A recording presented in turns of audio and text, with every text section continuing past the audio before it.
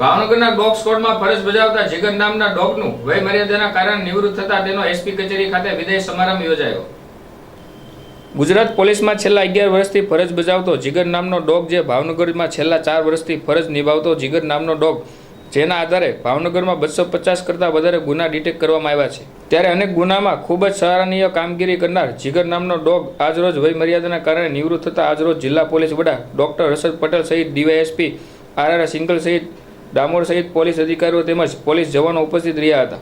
જ્યારે નિવૃત્ત થતા ડોગને ફૂલહાર તેમજ શાલ ઓઢાડી સન્માનિત કરવામાં આવેલ અને તેમનું આગળનું જીવન ખૂબ જ નિરોગી રહે અને લાંબુ જીવન રહે તેમજ નિવૃત્ત થતા ડોગને આણંદ સરકારી ડોગ હાઉસ ખાતે મોકલી આપવામાં આવેલ।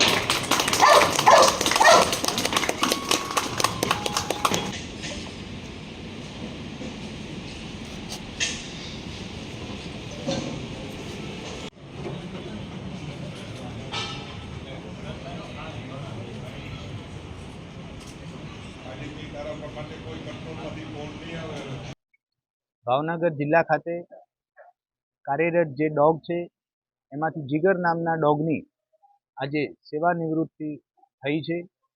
ભાવનગર જિલ્લા ખાતે 4 વર્ષથી પણ વધુ સમય અને ગુજરાત પોલીસ સાથે 11 વર્ષ જેટલી પોતાની સેવા આપી જીગર નામનો ડોગ ભાવનગર જિલ્લા ડોગ સ્કોડ ખાતેથી આજે સેવા નિવૃત્ત થયેલ છે।